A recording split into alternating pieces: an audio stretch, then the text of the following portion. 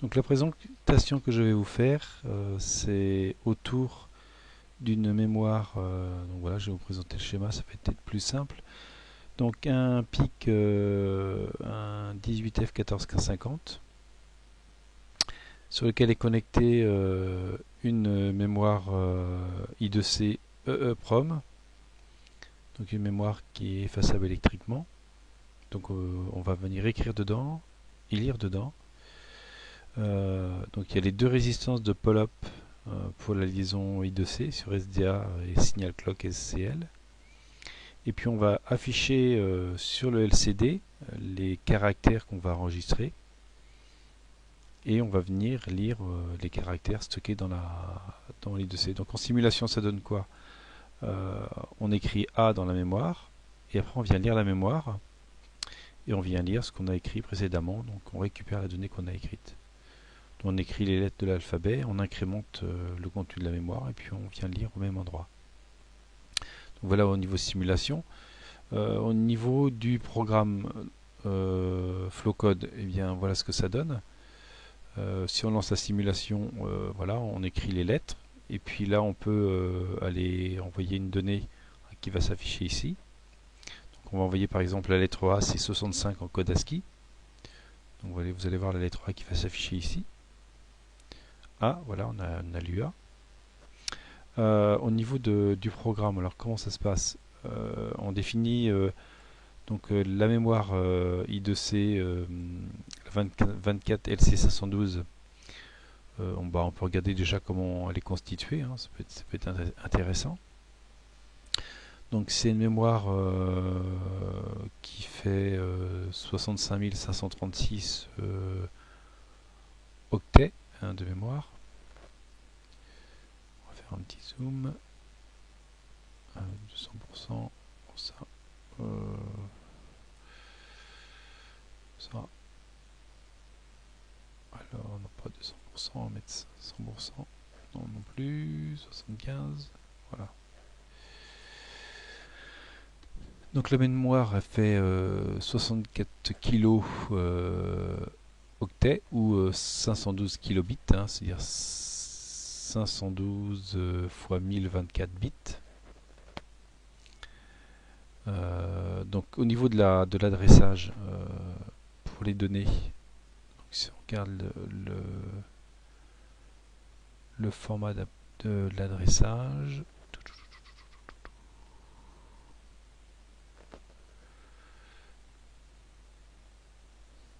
voilà. Donc on a un bit de contrôle déjà, voilà ce qui est intéressant. Et puis on a de A0 à 15, donc on a 16 lignes d'adresse. Donc si on fait le calcul, on a 2 puissance 16 cases mémoire de 8 bits. Donc on envoie par paquet, donc on choisit l'adresse, hein, la première adresse c'est 0000000000000. Donc on envoie une donnée à cette adresse là, et puis la dernière adresse est 1111. Voilà. Alors le bit de contrôle, donc on voit là, donc on a l'octet haut, le quartet haut, pardon, c'est-à-dire les 4 bits hauts. Donc 1, 2, 4, 8, donc là ça fait 10, ça correspond à la lettre A en hexa. Et puis on a, pour valider la mémoire, A0, A1, A2, qui en fin de compte sont les lignes d'adresse. Si on prend le schéma ici, vous voyez les lignes d'adresse A0, A1, A2 sont à 0. Donc c'est-à-dire que là ça correspond à l'adresse 0. 0, 0, 0, ça fait 0. Et puis là, suivant ce que vous faites, si vous faites une lecture, donc si vous faites une lecture, c'est un read, donc vous mettez au niveau logique 1, et si vous voulez faire une écriture, c'est un write bar, donc vous mettez au niveau logique 0.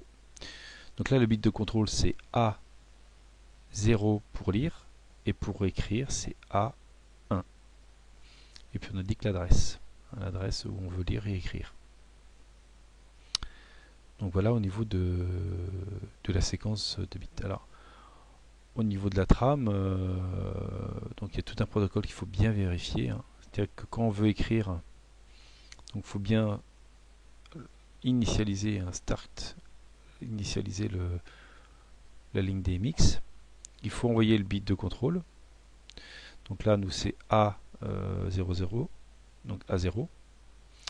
Ensuite, on donne l'adresse où on veut écrire, l'adresse haute, l'adresse basse. Donc au début, par exemple, c'est 0000000. Et puis la data, par exemple, si on veut écrire la lettre A, c'est 65 en décimale. Donc on envoie 65.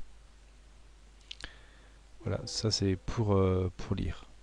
Alors, on peut lire une data, mais on peut aussi écrire une page en entier, une page composée de 128 bits, 128 octets, excusez-moi, 128 bytes, octets. Donc un byte, ça correspond à un octet, ça correspond à 8 bits. Donc voilà.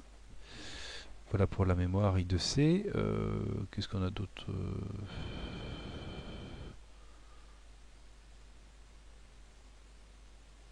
Alors on peut lire l'adresse courante, hein, c'est-à-dire que quand on a mémorisé une adresse dans la mémoire I2C, si on fait un read, on lit à l'adresse qu'on avait précédemment sélectionnée. Hein. C'est stocké dans la mémoire EEPROM. Donc une EEPROM, c'est une Erasable, Electrically Erasable, Programmable, Read Only Memory. Hein, c'est une mémoire effaçable électriquement et programmable bien sûr électriquement. Voilà, hein, pour la mémoire. Au niveau de notre mémoire, donc elle est adressée à 0000. Voilà. Donc, alors ça n'a rien à voir par rapport à l'adresse haute et l'adresse basse. Hein. L'adresse haute et l'adresse basse, c'est les 8 bits et 8 bits, c'est-à-dire les 16 bits qui définissent l'adresse de la donnée. Hein, donc on a 16 bits qui définissent l'adresse de la donnée, et cette donnée est composée de 8 bits, c'est-à-dire d'un octet. Donc on peut stocker un caractère dedans, par exemple 65 c'est la lettre A, hein, c'est le code ASCII de la lettre A. Donc on part là-dessus, hein. L'adresse on l'initialise à 0, on part avec la lettre A, donc là on initialise le LCD, on efface le LCD, on initialise la liaison I2C,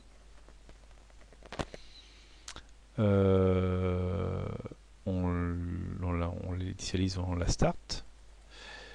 En 0,0, on positionne le curseur, donc le curseur est positionné ici. Donc on écrit la chaîne de caractères écriture, voilà, on affiche caractère écriture 2 points. On saute une ligne, on se met en 0,1, donc sur les axes des X on est en 0, en Y en 1, donc ça veut dire qu'on positionne le curseur ici, sur le L, et puis on écrit lecture. Voilà, c'est l'affichage qui est là, écriture et lecture, puis là on va mettre les données. Et là on boucle. Bon, ça c'est un programme de test, hein. Après on pourrait faire une partie lecture, une partie écriture. Hein. Donc là, qu'est-ce qu'on fait? On se met en 12,0, donc 12,0 c'est là, parce qu'on est ici. Et puis qu'est-ce qu'on a fait? On écrit le caractère qu'on veut stocker. Donc le caractère, là ça va être 65, donc on va partir avec la lettre A. On start les liaisons I2C. Et on transmet à 0, donc à 0, hein, ça correspond au code, à la data, au code qu'on a défini ici, hein, grâce à l'adressage ici, et le fait que on veut écrire, donc hein, je rappelle écrire, hein, on reprend l'oscillogramme pour écrire, voilà, ça c'est le contrôle, bit de contrôle, donc là 1, 0, 1, 0, là ça fait A, et 0, 0, 0, et là je suis en écriture, donc write bar, donc ça fait 0, donc A0, que j'ai ici. Je définis l'adresse haute, c'est-à-dire ici c'est 0, on commence à 0. Je définis l'adresse basse, c'est 0, donc c'est bien conformément ici. Hein. Adresse height, donc les 8 bits de l'adresse haute et les 8 bits de l'adresse basse pour définir la case mémoire où je veux écrire. Et j'envoie le caractère, je transmets le caractère, c'est-à-dire 65 pour commencer, et je fais un stop, j'arrête mon protocole I2C. Voilà, j'attends une seconde, je relance la liaison I2C, j'envoie à 0, ça c'est pour écrire l'adresse haute qui est à 0 et l'adresse basse. Donc ça permet de pointer la mémoire. Je refais un start pour en fin de compte relancer le protocole I2C pour une autre commande. Là j'envoie A1, donc A1 je rappelle, donc là je mets A1, donc là c'est un read, donc je vais lire quelque chose, et je vais lire, donc là je fais un resize bat, je veux que un octet, et je stocke ça dans la variable caractère reçu. Donc je ressors mon caractère, j'arrête ma liaison I2C proprement, je me positionne en 12.1, c'est-à-dire ici, là, et j'affiche le caractère reçu que j'ai récupéré. J'incrémente mon caractère et j'incrémente mes adresses basses.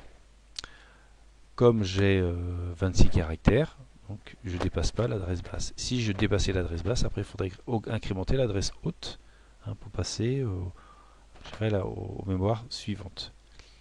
Donc là, si j'arrive à 91, caractère vaut 91, et ben, je réinitialise mes caractères à 65. C'est-à-dire que là, j'ai rentré mes 26 caractères. Et quand je simule, donc, là, j'écris A. Là, vous voyez, là, je ne lis pas parce que j'ai pas de mémoire sous Flowcode. Donc, la seule chose, si je veux qu'il réponde, j'envoie 68, par exemple. Et là, il va afficher D. Le code ASCII de D, c'est 68. Et en simulation, donc, je vais arrêter ma simulation. Donc là, je pars de A, j'écris A, et quand je viens relire, je viens lire A, etc. etc. Et c'est toutes les secondes. Alors, petite chose aussi à faire attention, pour la simulation, juste là, on est bien à 12 MHz, première chose à regarder. C'est-à-dire que dans mon flowcode, j'arrête ma simulation. Dans les options projet, je suis bien à 12 mégas, première chose importante. Ensuite, au niveau des bits de configuration, si je suis à 12 mégas, je suis forcément en HS.